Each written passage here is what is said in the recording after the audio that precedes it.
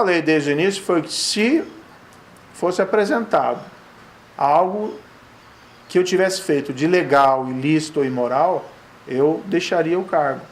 Sinceramente, o que eu vi foi um monte de bobagem, né? Uma última mensagem que eu teria dado uma palestra e não teria registrado isso num cadastro eletrônico do tribunal. A palestra que eu realizei, o dinheiro da palestra foi doado a uma instituição de caridade, né? Comprovado até documentalmente. Houve ali apenas vamos dizer assim, lapso de não efetuar o registro, que vários juízes não fizeram também no mesmo período, até porque não tinha esse cadastro na época da palestra.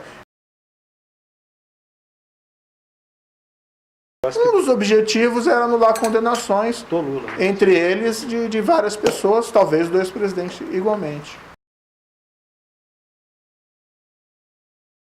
Foi editada uma portaria pelo Ministério da Justiça, algo que estava sendo estudado faz tempo, uma portaria que tem o número 666, e ela basicamente tem por objetivo vedar o ingresso no país de estrangeiros considerados perigosos. Sim. Esse termo perigoso é um termo utilizado pela lei.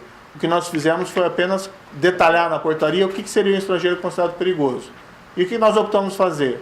Indicar uma série de condutas criminais, em relação às quais não existe nenhuma controvérsia, que são perigosos, por exemplo, terrorismo, envolvimento em exploração sexual infantil, e crime organizado armado, né, torcidas violentas.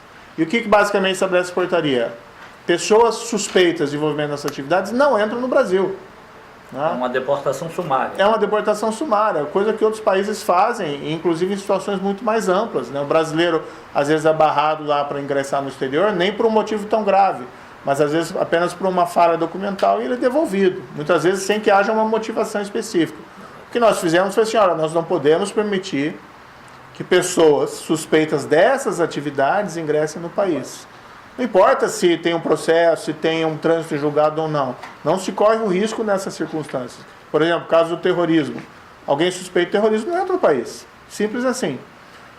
No entanto, quando foi divulgada a portaria, algumas pessoas colocaram, não, isso aí é uma retaliação contra o jornalista. Primeiro, o jornalista já está no país. Estrangeiro já está no país. Será deportado. Então, 2, ele não está enquadrado em nenhuma dessas condutas específicas, criminais específicas. E 3, pelo fato dele ser casado com um brasileiro e ter filhos brasileiros, ele sequer poderia ser poderia ser deportado. Então nós temos que tomar muito cuidado com essas tentativas de, vamos dizer assim, gerar mais sensacionalismo. Essa medida é uma medida importante para a segurança do país, estava sendo estudada há tempos, né? E não tem nada a ver com esse caso envolvendo o Intercept. Ele é um absoluto mal entendido. Né? Quem cabe decidir sobre a destinação das provas é o judiciário. Né?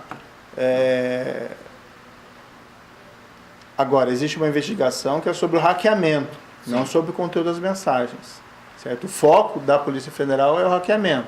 A Polícia Federal, houve essa confusão, ela até emitiu uma nota, que tinha conhecimento dessa nota, de que o foco é o hackeamento e caberá ao juiz decidir no final a destinação dessas provas.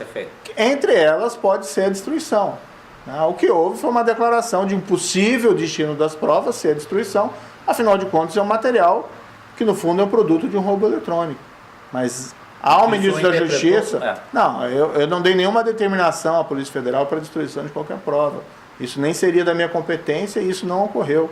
De fato, o que houve foi, novamente, sensacionalismo em cima de uma declaração quanto ao possível destino das provas.